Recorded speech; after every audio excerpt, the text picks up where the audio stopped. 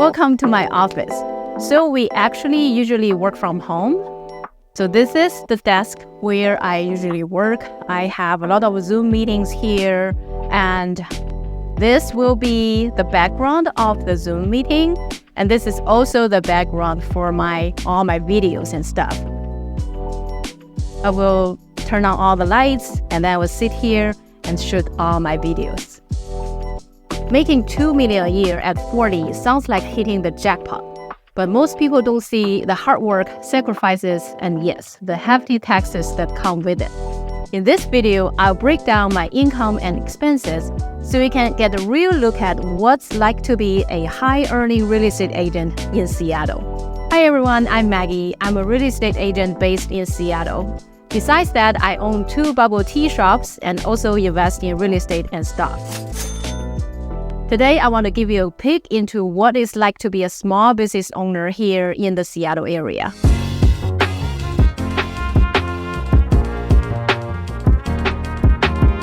I work 6 days a week and make sure to take Sundays off to spend with my family. My day usually involves meeting new clients, talking to current ones about properties, showing houses, answering my team's questions, and dealing with any emergencies. On top of that, I plan and record video content and try to squeeze in some exercise.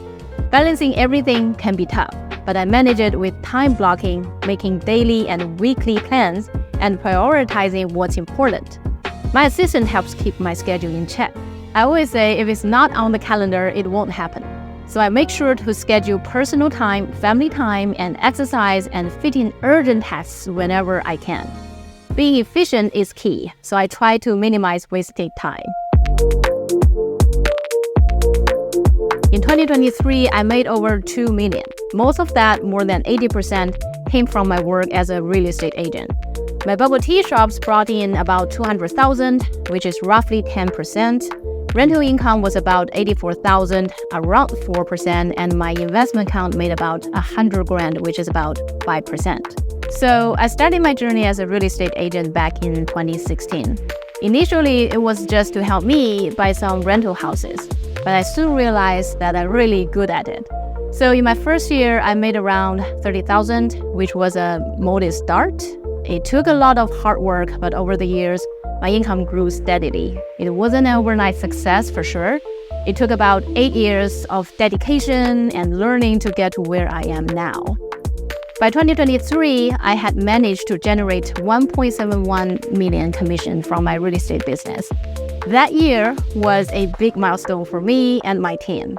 We received the RE/MAX Diamond Team Award and were recognized as one of the top 5 sales teams in North America.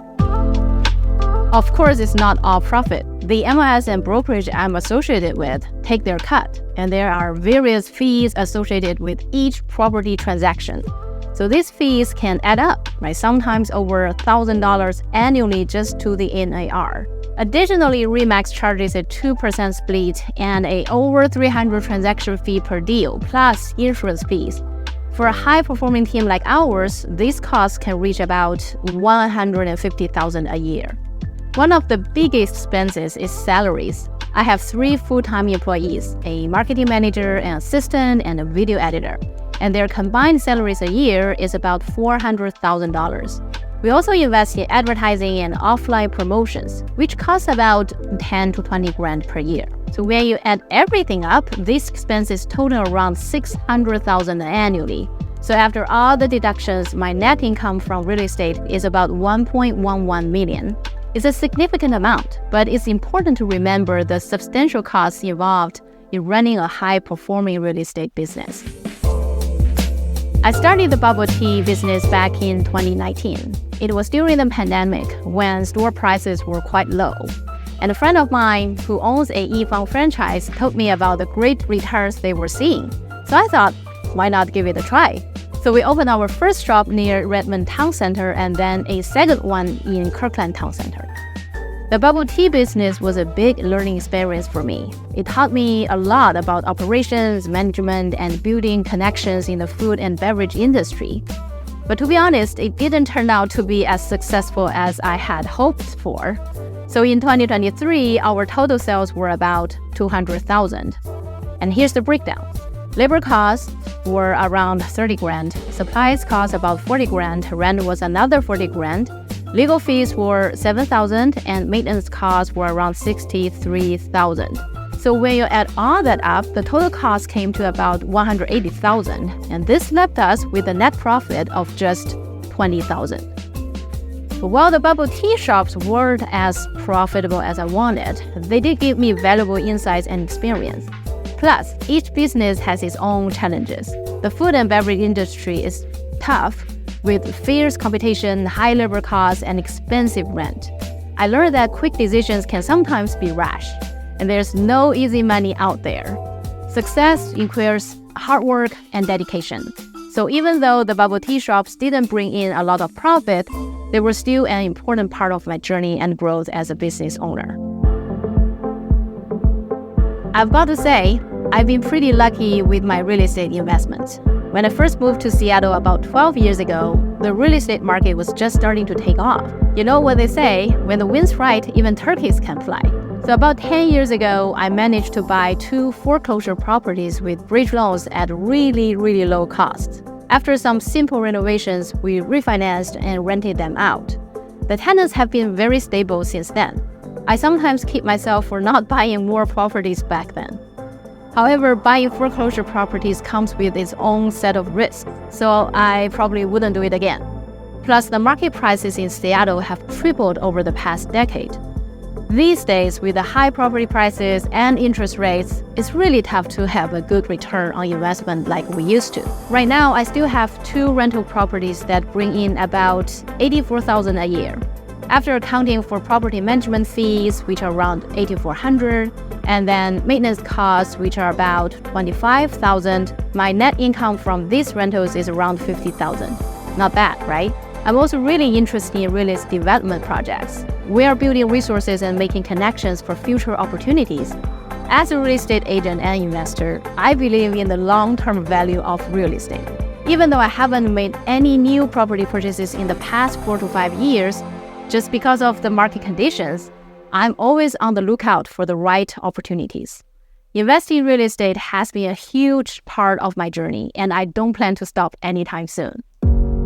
My husband and I have a clear division of responsibilities when it comes to investment. I handle the real estate part and cash management, while he takes care of the stock investments. Over the years, we've learned a lot of lessons, some the hard way. For instance, my husband once made a lot of money from Hong Kong stocks, but we lost it all during the financial crisis. It was a tough lesson, but it taught us the importance of being cautious. Now that we're in our 40s, we can't afford to start over from scratch, so we've become much more conservative with our investments.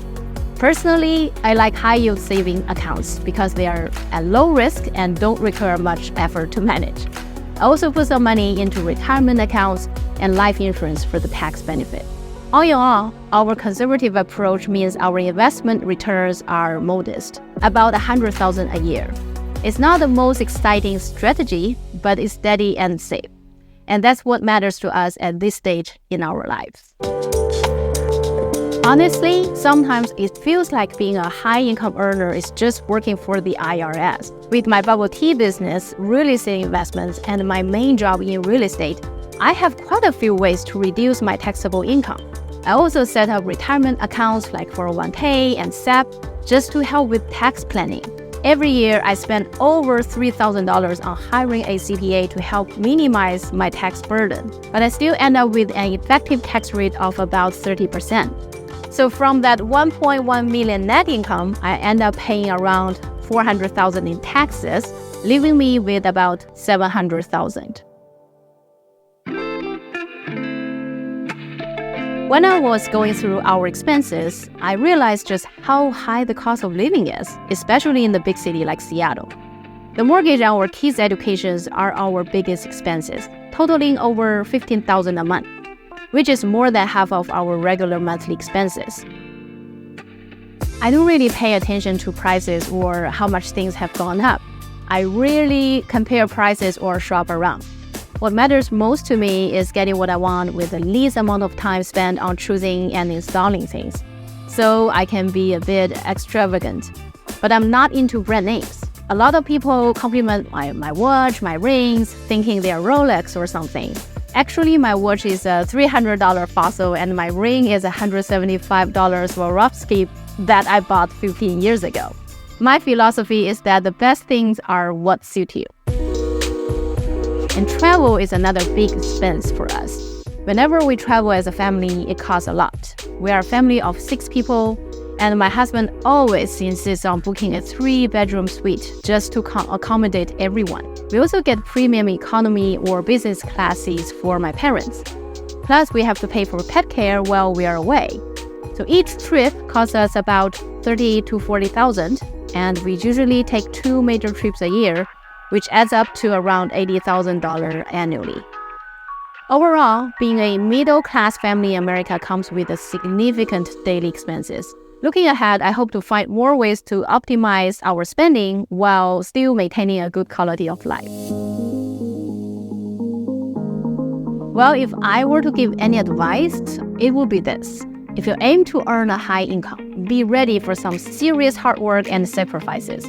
Being a successful real estate agent or business owner means you need to take risks and really hustle. Think about the consequences of your decisions and never shy away from asking for help or advice. Staying positive and focusing on my strengths has made a huge difference for me. Looking to the future, I have a personal dream. My family has been deeply touched by autism, and I want to give back in a meaningful way. My goal is to establish a family charitable fund specifically to support treatments for children with autism. This cause is incredibly important to me, and I want to make a real difference in the lives of these kids. At the end of the day, making good money is great, but having a passion for your work and a purpose that goes beyond yourself is what truly matters. Thanks for listening to my story, and I hope it inspires you to chase your own financial dreams and contribute positively to the world.